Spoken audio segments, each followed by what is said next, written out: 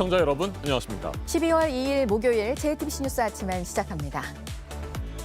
인천에 사는 40대 부부와 이들의 30대 지인이 결국 오미크론 감염자로 최종 확인됐습니다. 나이지리아에서 입국한 또 다른 50대 여성 2명도 오미크론 바이러스에 감염됐습니다. 검사 결과를 기다리고 있는 4명의 의심자가 더 있고 숨겨진 감염자도 상당수 있을 것으로 보여 이미 지역사회 감염이 시작됐을 것이라는 분석이 나옵니다. 정부의 강화된 조치도 나왔습니다. 내일부터 2주 동안 모든 입국자는 백신 접종 여부와 관계없이 10일 동안 격리되고 오미크론 변이 확진자와 접촉을 했다면 접종 완료자도 14일 동안 자가격리에 들어갑니다. 어제 하루 확진자 수도 5천 명을 넘어설 것으로 보입니다. 미국에서도 오미크론 감염자가 처음으로 발생했습니다. 남아프리카 공화국 여행을 다녀온 사람으로 백신 접종을 이미 마친 상태였습니다. 미국 보건당국은 미국행 승객에게 비행기 탑승 24시간 전 검사와 함께 음성 확인을 요구하는 방안을 검토하고 있습니다.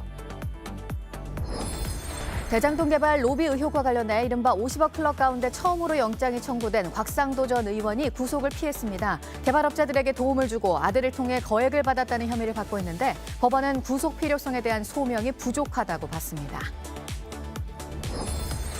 모든 공식 일정을 취소하고 잠적했던 이준석 국민의힘 대표가 부산에 이어 전남 순천과 여수에서 모습을 드러냈습니다. 이 대표 측은 서울로 돌아갈 계획이 없다고 밝혔고 윤석열 대선 후보도 무리해서 연락하지는 않겠다며 불편한 기색을 드러냈습니다.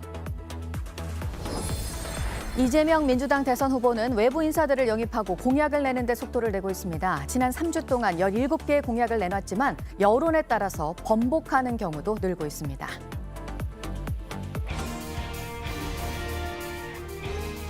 코로나19의 새로운 변이 바이러스 오미크론에 대한 공포가 이제 우리에게도 현실이 됐습니다. 지난달 나이지리아를 방문하고 돌아온 인천의 40대 부부와 이들의 30대 지인이 결국 어젯밤 오미크론 감염자로 최종 확인됐습니다. 나이지리아에서 입국한 또 다른 50대 여성 2명도 오미크론 바이러스에 감염됐습니다. 그런데 이들 확진자 5명 이외에도 검사 결과를 기다리고 있는 4명의 의심자가 더 있고 숨겨진 감염자도 상당수 있을 것으로 보여 이미 지역사회 감염이 시작됐을 것이라는 분석이 나옵니다. 네, 오미크론 변이가 더 들어오고 또 더 퍼지는 걸 막기 위해서 정부의 조치가 어젯밤에 나왔고요. 사적 모임 규모 등을 바꿀지 등에 대한 정부의 결정도 곧 나올 것으로 보이는데요. 먼저 우리나라에서도 확인이 된 오미크론 변이 감염 소식부터 이재승 기자가 보도합니다. 코로나19 오미크론 변이에 감염된 사례가 국내에서 처음 확인됐습니다. 지난달 24일 WHO에 보고된 지 불과 8일 만에 국내에서도 확진자가 나왔습니다. 인천에 사는 40대 부부와 지인 등 3명과 경기도에 거주 중인 50대 여성 2명입니다. 40대 부부는 지난달 24일, 50대 여성 2명은 지난달 23일 각각 나이지리아에서 입국했습니다. 부부의 10대 아들과 이들을 공항에서 데려온 지인의 가족 3명도 코로나19 확진 판정을 받았고 현재 오미크론 변이 여부에 대한 분석 작업이 진행 중입니다. 이들의 감염도 확인되면 국내 오미크론 감염자는 9명으로 늘어납니다. 문제는 40대 부부가 백신 접종을 완료한 뒤라 확진을 받기 전까지 아무런 이동 제한이 없었다는 겁니다. 입국을 강화하면서 각종 검사들을 강화하고 있지만 국내 지역사 유입 가능성에 대해서는 현재 없다라고 단정하기는 좀 어려운 상황인지라 방역당국은 오미크론 감염자들 이외에도 감염 의심자의 가족과 직장 동료 등에 대해 접촉자 조사를 진행 중입니다. 이에 더해 인천공항을 거쳐 일본으로 입국한 오미크론 변이 확진자의 동선도 들여다보고 있습니다. 나미비아 국적의 외교관인 이 남성은 지난달 27일 에티오피아에서 출발해 인천공항을 경유했습니다. 방역당국은 확진자가 인천공항 공용시설을 이용하면서 머무른 시간 동안에 추가 전파 가능성을 조사하고 있습니다. JTBC 이재승입니다. 국내 오미크론 감염자 5명은 모두 나이지리아와 관련돼 있습니다. 나이지리아를 방문했거나 방문한 사람과 밀접 접촉했습니다. 정부는 곧바로 나이지리아를 남아프리카 공화국 등 기존 8개 아프리카 국가와 동일하게 입국 제한 국가로 추가 지정했습니다. 인천공항을 거쳐 일본으로 들어간 나미비아 국적 확진자가 앞서 방문했던 에티오피아를 연결하는 직항편 운항도 2주 동안 중단시켰습니다. 그리고 내일부터 16일까지 2주 동안 해외에서 들어오는 모든 입국자는 국적이나 백신 접종 여부와 관계없이 10일 동안 격리 조치하기로 했습니다. 이르면 내일 사적 모임 제한 등 모두 보다 강화된 방역 대책도 결정할 예정인데 오늘도 영시 기준 확진자 수는 이틀 연속 5천 명 안팎에 이를 것으로 보입니다. 단계적 일상 회복이 시행 한 달여 만에 최대 위기를 맞고 있습니다. 박지윤 기자가 보도합니다. 국내에서 처음 오미크론 변이 확진자가 확인된 어제 방역당국은 즉시 회의를 소집했습니다. 내일부터 16일까지 2주 동안 해외에서 들어오는 모든 입국자는 국적이나 예방접종 여부와 상관없이 열흘간 격리하기로 했습니다. 또 오미크론 확진자들이 다녀온 나이지리아를 입국 제한 국가에 포함시켰습니다. 아프리카의 유일한 직항 노선인 에티오피아발 항공편도 2주간 허용하지 않기로 했습니다. 현재 우리 국민의 귀국을 위해선 구정기 편이 편성될 예정입니다. 국내에서는 오미크론 확진자와 접촉한 경우 접종 완료자도 예외 없이 14일간 자가 격리하기로 했습니다. 확진자와 위중증 환자 수는 가파르게 늘고 있습니다. 어젯밤 9시까지 신규 확진자는 4,317명으로 같은 시간대 최다를 기록했습니다. 오늘 0시까지 집계될 확진자는 이틀 연속 5천 명 안팎에 이를 것으로 예상됩니다. 위중증 환자는 어제 723명으로 발표돼 처음으로 700명을 넘었습니다. 중증 병상 가동률은 서울과 충청권의 경우 90%를 넘기는 등 한계에 이르렀습니다. 정부는 오늘 일상회복위원회에서 나온 의견들을 종합해 거리두기 강화 등 방역 조치의 구체적인 방안을 내일 최종 논의할 예정입니다. JTBC 박지윤입니다. 미국에서도 오미크론 감염자가 처음으로 발생했습니다. 남아프리카 공화국 여행을 다녀온 사람으로 백신 접종을 이미 마친 상태에서 돌파 감염됐습니다. 미 보건당국도 입국 요건을 강화하는 방안을 검토하고 있습니다. 세계 곳곳에서 오미크론이 빠르게 퍼지고 있습니다. 워싱턴 임종주 특파원입니다. 미국 내 첫 오미크론 감염자는 서부 캘리포니아에서 확인됐습니다. 지난달 22일 남아공에서 귀국해 일주일 뒤인 29일 확진됐습니다. 자가 격리 중이며 밀접 접촉자 가운데 추가 감염자는 없습니다. 백신은 다 맞았지만 추가 접종은 하지 않은 상태였습니다. The individual was fully vaccinated and experienced mild symptoms which are improving at this point. 새 변이가 확산함에 따라 미 보건당국은 미국행 승객에게 비행기 탑승 24시간 전 검사와 함께 음성 확인을 요구하는 방안을 검토하고 있습니다. 검사 요건이 출발 전 사흘에서 하루로 단축되는 것입니다. 시행 시점은 아직 정해지지 않았습니다. 또 항공사들의 남아프리카 국가에서 온 승객들의 명단과 연락처를 제출하도록 했습니다. 오미크론이 전 세계 6대주로 퍼진 가운데 유럽 내 감염은 모두 11개 나라 59건으로 늘었습니다. 일부는 여행을 한 적이 없어 지역 전파 우려도 제기되고 있습니다. 또 이스라엘 출신 의사는 런던에서 열린 대규모 학회에 참석했다가 감염된 것 같다고 주장했습니다. I repeat, vaccinate, boost and distant trace as much as possible during that time. This is of utmost importance. 남아공은 오미크론이 처음 검출된 이후 빠르게 확산하면서 표본의 74%를 차지해 지배종이 돼가고 있는 것으로 나타났습니다. 세계보건기구 WHO 관계자는 백신이 오미크론의 경우에도 중증을 예방할 수 있을 것으로 생각한다고 말했습니다. 또 다른 관계자는 오미크론의 전염성에 대해 며칠 안에 더 많은 정보를 얻을 수 있을 것으로 기대한다고 밝혔습니다. 워싱턴에서 JTBC 임종주입니다. 화천대유가 대장동 개발 사업에 참여할 수 있도록 도움을 주고 아들을 통해 50억 원을 받았다는 의혹이 제기된 곽상도 전 국회의원이 어젯밤 구속을 피했습니다. 법원은 범죄 성립 여부에 대한 다툼의 여지가 있고 구속 사유에 대한 소명도 부족하다며 영장을 기각했습니다. 곽 전 의원은 검찰이 관련자 진술 이외 혐의를 입증할 증거를 갖고 있지 않다고 주장했습니다. 조소희 기자가 보도합니다. 법원의 결정은 어젯밤 11시쯤 내려졌습니다. 서울중앙지방법원은 범죄 성립 여부에 대한 다툼의 여지가 있어 피의자의 방어권 보장이 필요한 것으로 보인다며 검찰이 청구한 구속영장을 기각했습니다. 구속의 사유와 필요성, 상당성에 대한 소명이 부족하다고도 했습니다. 검찰은 곽상도 전 의원이 대장동 개발 사업에 참여한 화천대유가 하나은행과 컨소시엄을 구성하는 데 도움을 주고 화천 대유에서 근무한 아들을 통해 퇴직금 등의 명목으로 25억 원가량을 챙긴 것으로 보고 있습니다. 서울구치소에서 대기하던 곽 전 의원은 법원의 기각 결정이 내려지자 곧바로 귀가했습니다. 50억을 받고 그 컨소시엄을 이제 유지해 주려고 청탁을 이제 받으셨다 이런 혐의에 대해서는 전혀 사실무근입니다. 사실무근인 건 제가 나중에 법원 가서 밝히도록 하겠습니다. 검찰은 앞서 열린 영장실질심사에서 대장동 사업이 진행된 이후인 2018년 9월 곽 전 의원이 김만배 씨를 만나 사업을 도와준 대가를 요구했다고도 주장했습니다. 그 증거로 두 사람이 서울 서초구의 한 식당에서 돈 문제로 다퉜던 대화 내용과 당시 식당 영수증도 제시했습니다. 검찰과 곽 전 의원 측은 당시 알리바이를 두고 공방을 벌였습니다. 그 근거가 뭐냐 하니까 김만배 씨가 과거에 그런 얘기를 남욱 변호사한테 한 적이 있다. 그거 외에는 아무 자료가 지금 없습니다.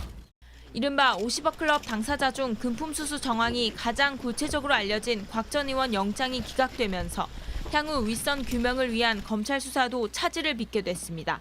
JTBC 조소입니다. 이준석 국민의힘 대표가 모든 공식 일정을 취소한 채 사흘째 잠행을 이어가고 있습니다. 어제는 부산과 전남, 순천 등에서 목격됐습니다. 이 때문에 오늘 오전 예정돼 있던 선거대책위원회 두 번째 회의는 열리지 않게 됐습니다. 이 대표와 갈등을 빚고 있는 윤석열 대선 후보는 무리해서 연락하지는 않겠다고 밝혔습니다. 강희영 기자입니다. 모든 공식 일정을 취소하고 잠적했던 이준석 대표. 돌연 부산에 있다며 동선을 공개했습니다. 장제원 의원의 부산 사무실에 왔다며 측근을 통해 사진을 보내왔습니다. 격려차 방문이었고 당원 증감 추이 등을 챙겼다는 짧은 내용이었습니다. 윤석열 후보와 갈등을 빚는 와중에 윤 후보 측근의 사무실을 예고도 없이 찾은 겁니다. 장 의원은 일상적 방문으로만 알고 있다고 했습니다. 이 대표는 앞서 정의화 전 국회의장도 만났습니다. 춘천으로 이동했습니다. 이 대표 측근은 서울로 돌아갈 계획은 없다고 전했습니다. 윤 후보는 불편한 기색을 감추지 않았습니다. 당장 만날 계획이 없다고 했습니다.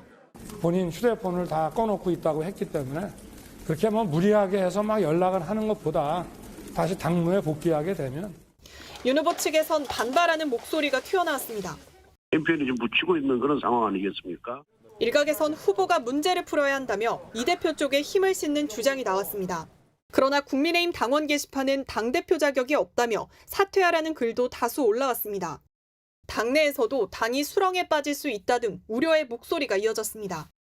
이런 가운데 윤 후보와 이 대표 간 갈등의 핵심 축인 김종인 전 비대위원장은 민주당 박용진 의원의 출판 기념회를 찾았습니다. 나도 전혀 몰라요. 그래서 거기서 무슨 일이 벌어지고 있는지. 윤 후보 측 관계자는 김 전 위원장의 합류가 불투명한 상황에서 오는 6일 선대위 공식 출범식까진 밀고 당기는 과정이 이어질 거라고 내다봤습니다. JTBC 강희연입니다. 네, 외부 인사를 영입하는 데 속도를 내고 있는 민주당 이재명 후보는 선대위 쇄신 작업을 마무리할 예정입니다. SNS 등을 통해 공약도 잇따라 내놓고 있는데 하지만 여론에 따라서 자신이 내세운 대표적인 정책 구상을 바꾸고 있는 것에 대한 지적도 나옵니다. 황혜린 기자입니다. 이재명 민주당 후보가 2030 세대인 과학기술 전문가 4명을 영입했습니다. 20살 인공지능 개발자와 30대 데이터 전문가, 뇌과학자, 인공지능 연구자입니다.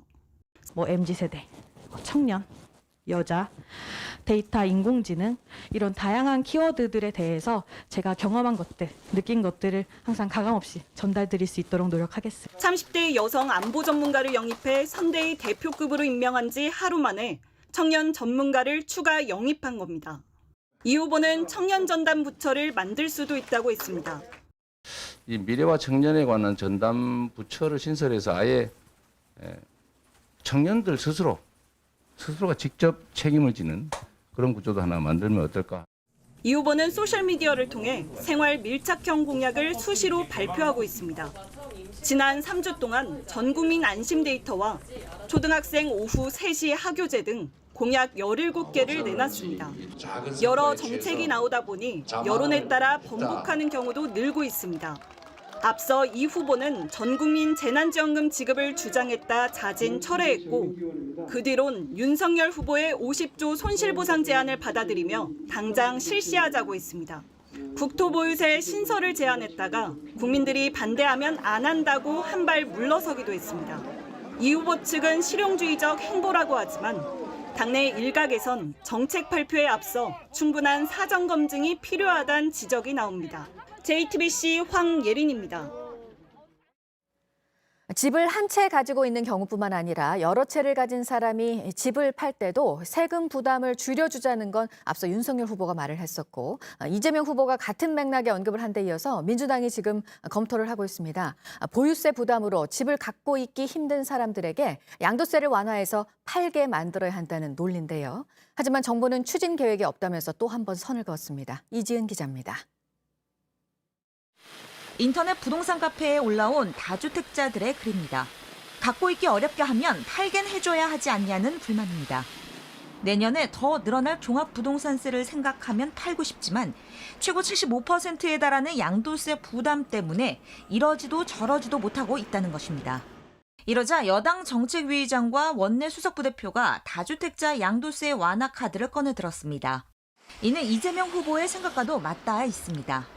이 후보는 민주당 대선 예비후보 경선에서 시골 별장처럼 주거용으로 두 채를 가진 경우는 투기와 구분해야 한다고 말했습니다. OECD 주요국의 추세처럼 보유세는 올리되 거래세는 내려야 한다는 것도 이 후보의 지론입니다. 이게 양극화 완화 효과가 있는 거고 지금 우리가 거래세는 내리고 보유세는 올려야 된다고 하는 게 사회적 합의가 돼 있지 않습니까? 네. 야당은 이보다 먼저 다주택자 양도세 완화를 내걸었습니다. 윤석열 국민의힘 대선 후보는 다주택자 양도세를 한시적으로 50% 인하하겠다고 밝힌 바 있습니다. 현재 다주택자는 2주택자의 경우 최고 65%, 3주택자는 최고 75%의 양도세율을 적용받습니다. 20에서 30%포인트의 중과세가 붙기 때문입니다. 전문가들은 퇴로를 열어주는 차원에서 원포인트로 중과세를 면제해주는 식의 양도세 인하는 검토할 만하다고 조언합니다. 매물이 안 나오는 게 문제잖아. 좀 효과적으로 하려면 매물 나오게 하려면 뭐 내년 6월 또는 내년 말까지 팔면 뭐 양도세 중과세를 전면 폐지하겠다. 투기 자극이 우려되면 시세 차익이 크지 않은 2주택자로 중과세 면제 대상을 좁힐 수 있다는 의견도 있습니다. 다만 이럴 경우 양도세 인하는 원포인트로 단기간에 하는 것이고 더 이상 연장하지 않는다는 단서를 달아야 할 것으로 보입니다. 그렇지 않으면 양도세 인하를 노리고 갭투기를 통해 새로 다주택자가 되는 사람이 늘 수 있기 때문입니다. JTBC 이지은입니다. 경찰관들의 부실 대응 논란이 크게 일었던 인천 흉기 난동 사건 이후 필요한 물리력을 행사하라는 지시가 내려진 상태고요. 신임 경찰들을 대상으로 특별 교육도 실시가 됐습니다. 그런데 현장에서 경찰들은 과도한 대응을 했다고 책임을 묻고 비판을 받는 게 더 큰 문제라는 목소리가 나오고 있습니다. 송우영 기자가 보도합니다. 젊은 경찰들이 사격장에서 실탄 사격을 하고 있습니다. 덤비는 범인을 맨몸으로 체포하는 훈련부터 흉기를 든 범인을 만났을 때 3단봉을 휘둘러 제압하는 훈련도 합니다. 이렇게 해서 그리고 나가주면 돼. 알겠죠? 서울경찰청이 어제 진행한 신임 경찰 특별 교육입니다. 테이저건을 쏘는 훈련도 다시 하고 있습니다. 경찰이 시민을 지킬 수 있는 능력이 있는지에 대해 비판이 이어지자 급하게 실시한 겁니다. 현장 경찰들 사이에선 물리력을 사용하면 과도한 대응 아니냐며 책임을 묻는 상황이 더 문제라는 불만이 나옵니다.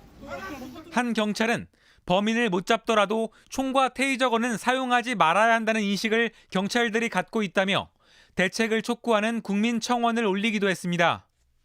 과잉 대응 논란을 막고 증거도 저장할 수 있는 경찰 보디캠은 지금도 도입되지 않고 있습니다. 지난 2015년부터 일부 지역에서 보디캠 사업을 시범 운영했지만 지난 8월 끝났습니다. 그마저도 배터리 용량이 적고 자주 고장이나 지난해부터는 사용한 적이 아예 없습니다. 일부 경찰들은 사비를 들여 시중에서 보디캠을 사서 쓰고 있습니다. 뭐 안 그래도 이제 워낙 사건 사고 많아서 다 개인이 필요하면 구입해서 지금 쓰고 계세요. 2019년 서울 암사역 흉기 난동 사건의 경우 처음엔 시민이 촬영한 일부 영상이 공개가 돼 경찰이 미숙한 대처를 했다는 의혹이 나왔습니다. 하지만 이후 현장 경찰관이 따로 갖고 있던 21만 원짜리 사제 보디캠 영상이 공개되면서 의혹이 사그라들었습니다. 억울한 걸 증명할 수 있는 방법은 사실은 바디캠밖에 없는 실정입니다. 미국과 영국 등은 법적 근거를 마련해 경찰에 보디캠을 지급하고 범죄 현장에서 적극 활용하고 있습니다. JTBC 송우영입니다.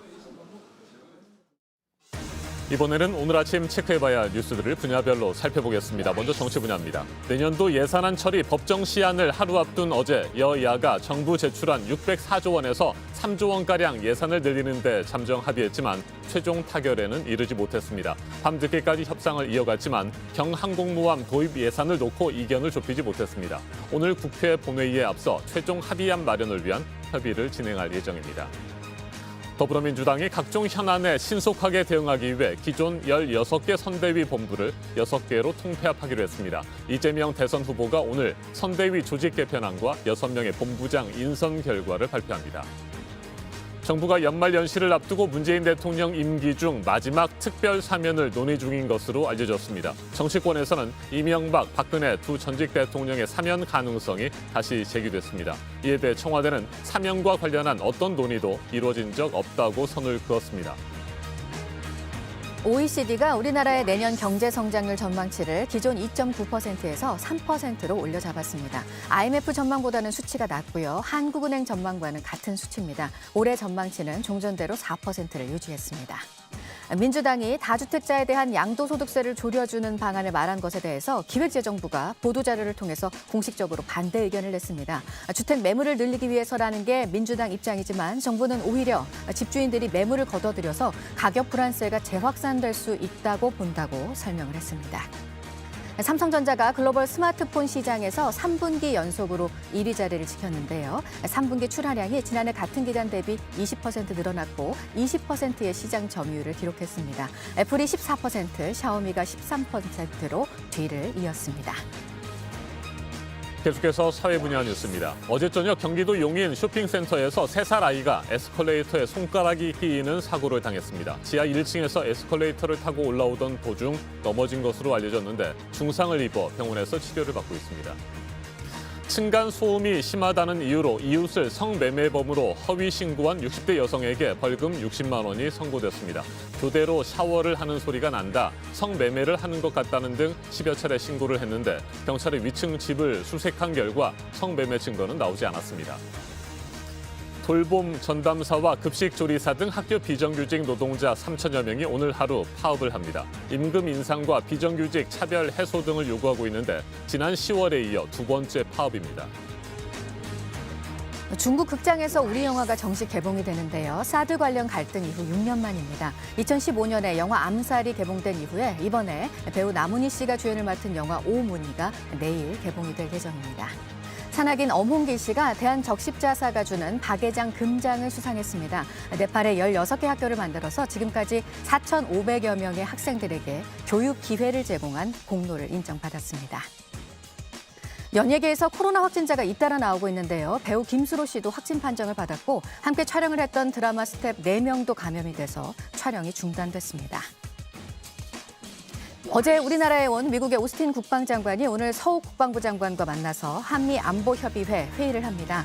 바이든 행정부 들어서는 처음이고 문재인 정부에서는 마지막 회의로 새로운 대북작전 계획을 만드는 데 필요한 지침들을 발표할 것으로 알려졌습니다.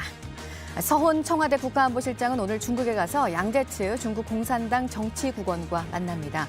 종전선언 관련 한미 간의 논의를 중국 측에 설명하고 북한을 대화로 이끌기 위한 협력 방안도 논의할 것으로 보입니다. 이른바 고발사주 의혹의 핵심 인물 손준성 검사에 대해서 영장심사가 오늘 열립니다. 구속영장에 앞서 한 차례 기각이 됐고 공수처는 2차례 소환조사를 비롯해서 보강조사를 거쳐서 영장을 다시 청구했습니다. 분야별 뉴스들 체크해드렸습니다.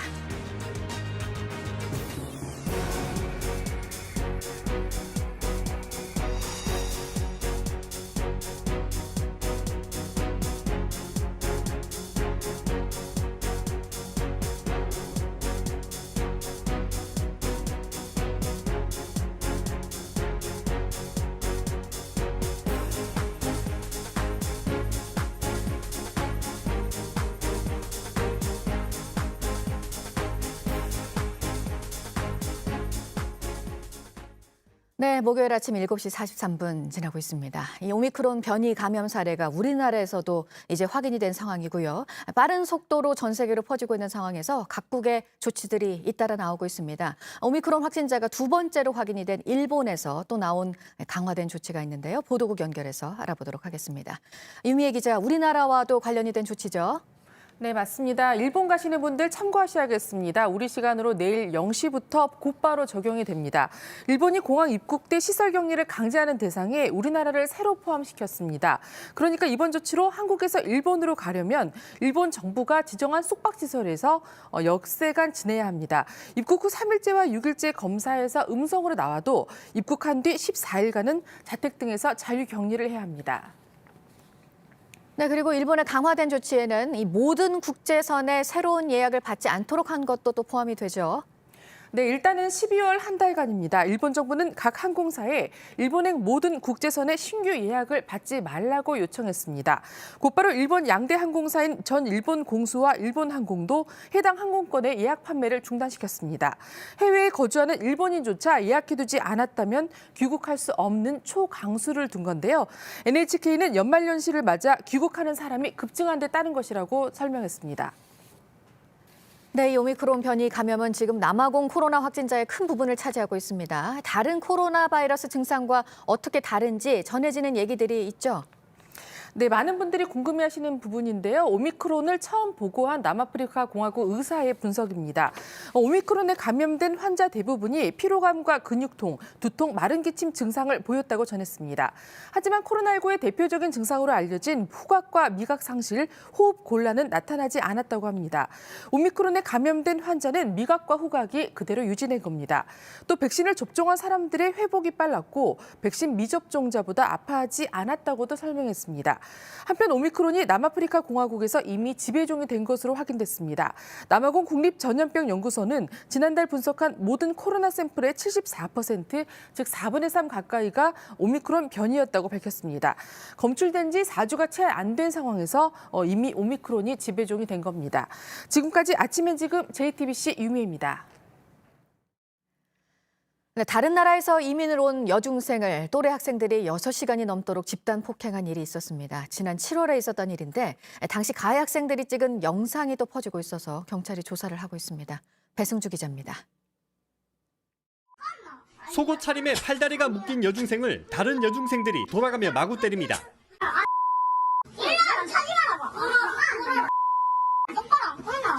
머리에 속옷을 뒤집어 씌우고 사진도 찍습니다. 이마에는 비하하는 글도 새겼습니다. 가해 여중생들은 큰 소리로 웃기도 합니다.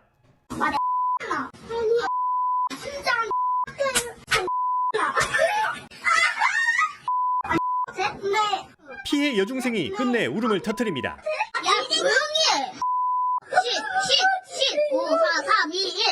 지난 7월 경남 양산에서 있었던 일입니다. 중학교 1학년 A양을 여중생 4명이 집단 폭행했습니다. A양은 6시간가량을 감금당한 뒤 맞았다고 말합니다. 이렇게 맞을 바에는 그냥 지금 이 순간에서 그냥 죽는 게 나을 정도로. A양은 10년 전쯤 몽골에서 부모님과 함께 이민 왔습니다.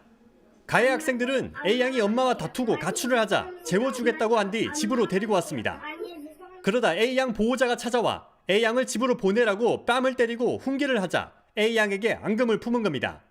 제가 몽골 사람이어서 일부러 영상 찍고 언니 오빠들한테 보여주려고 했겠죠. 더 수치심을 이제 더 하려고.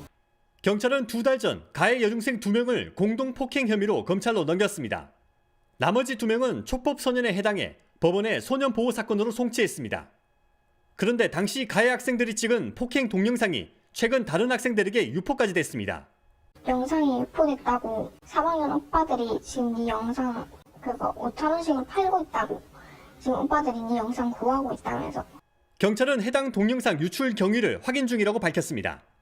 JTBC 배승주입니다.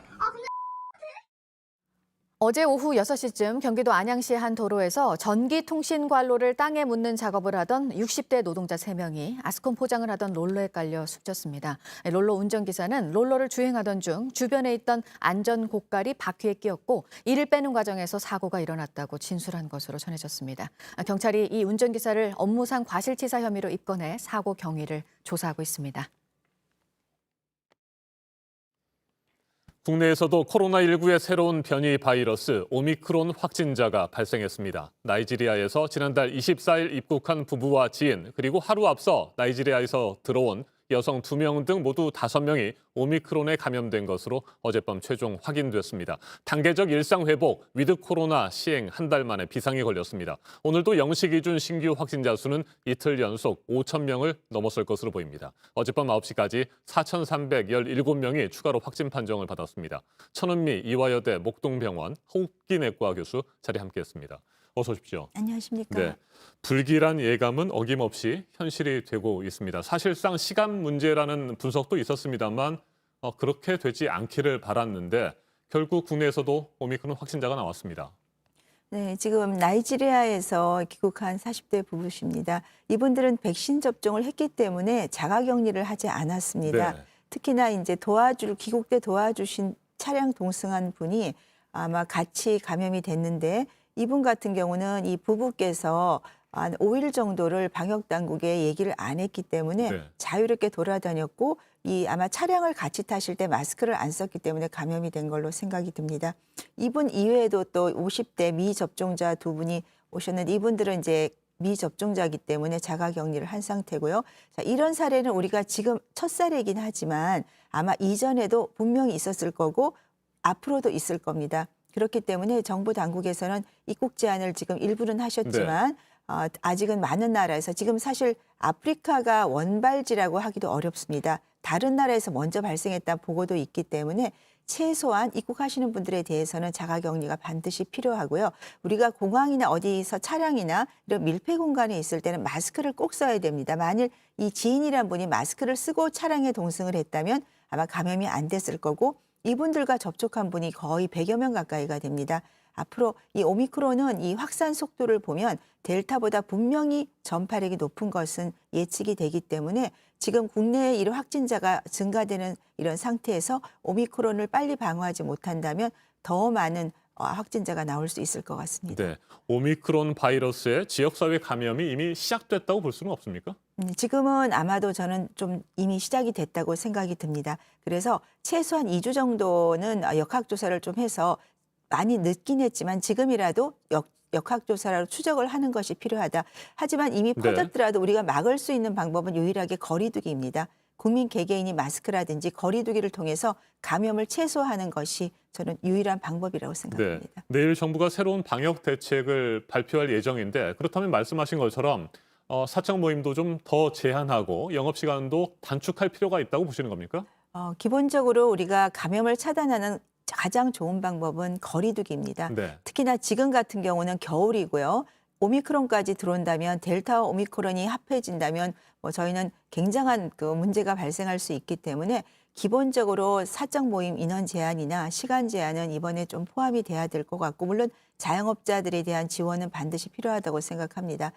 그렇기 때문에 아마 정부에서도 고심을 하고 있겠지만 지금은 결정을 해야 될 시기라고 생각합니다. 네, 그러니까 가능한 한 모이지 말아달라 이렇게 권고하고 당부만 할 것이 아니라 좀 더 강력한 조치를 취해야 된다 이런 말씀이시군요. 그렇죠. 우리가 지금 벌써 이동량이 좀 많이 감소하긴 했습니다. 네. 하지만 젊은 층이나 일부 층에서는 나는 백신 접종했으니까 감염이 되어도 중증으로 안 갈 거야 이런 생각을 상당히 많이 하시거든요. 그렇다면 인위적인 어떤 제재가 가해져야지만 우리가 모임을 자제를 할 수 있다고 생각합니다. 네. 내일부터 2주 동안은 백신 접종 여부와 상관없이 국내로 들어오는 내외국인 모두에게 10일 동안 격리 조치를 하도록 했습니다. 이건 도움이 되겠습니까? 네.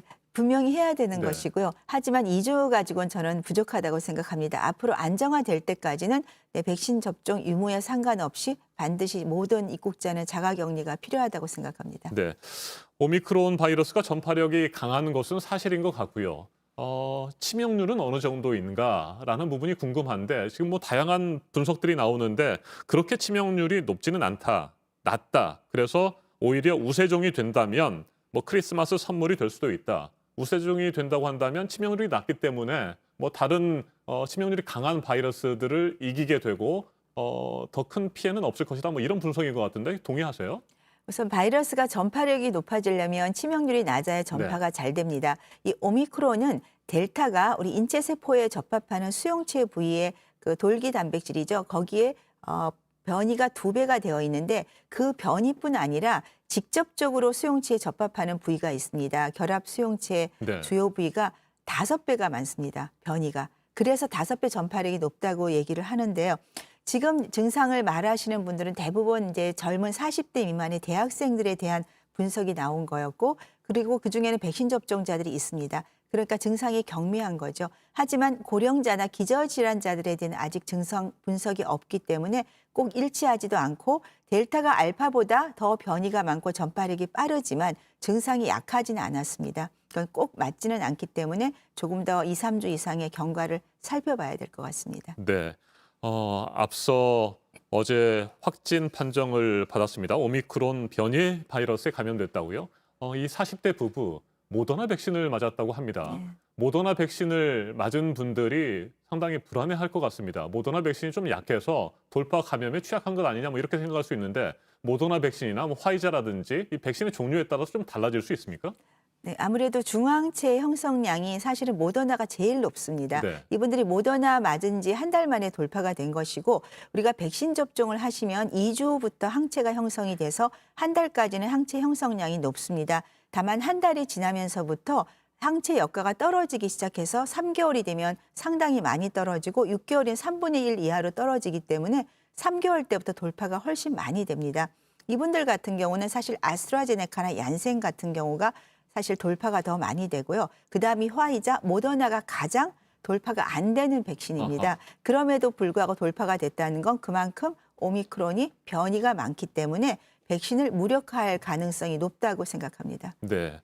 그렇다면 백신 종류와 상관없이 정말 조심해야 될 것 같고요. 추가 접종을 가능한 한 서두르는 것이 필요할 것 같습니다. 자, 어제 이어서 오늘도 하루 신규 확진자가 5천 명을 넘어설 것으로 보입니다.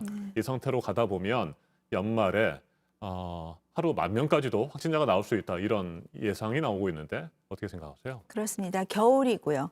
사람들이 실내로 많이 모이고 델타의 오미크론까지 만일 퍼진다면 지금의 속도보다 훨씬 빠르게 올라갈 겁니다. 지금도 일주일 간격으로 1,000명 이상의 확진자가 나오고 이 속도라면 다음 주에 6,000에서 7,000도 올라갈 수 있습니다. 네. 그렇기 때문에 우리는 거리 두기 외에는 저는 지금은 마스크랑 크게 방법이 없다. 이 상태면 어차피 확진자가 더 늘면 중증자가 같이 올라가게 됩니다. 지금 수도권의 중환자 병실은 거의 없다고 생각할 수 있기 때문에 스스로 조심하지 않으면 치료 자체가 어려워질 수 있다고 생각합니다. 네. 의료 체계가 붕괴될 상황은 우려하지 않아도 되겠습니까? 지금은 수도권은 거의 붕괴 직전이라고 저는 생각하고 싶습니다. 비코로나 환자가 코로나 환자가 많아지면서 검사를 못하고 응급실에서 들어오지를 못합니다. 응급수술이나 치료가 늦어지고 있는 상황이 되어 있고요. 코로나 환자들도 지금 대부분 정부가 확진자가 늘면서 재택에서 관찰 대기를 하고 있기 때문에 그중에는 고령자나 기저질환자들이 아마도 훨씬 많은 수가 중증자로 나올 수밖에 없습니다. 정부로서는 병상을 지금이라도 빨리 확보를 해야 되고 우리 국민 개개인은 감염이 안 되도록 노력하는 수밖에 없습니다. 알겠습니다. 오늘 여기까지 듣겠습니다. 천은미 이화여대 목동병원 호흡기내과 교수였습니다. 말씀 잘 들었습니다. 감사합니다.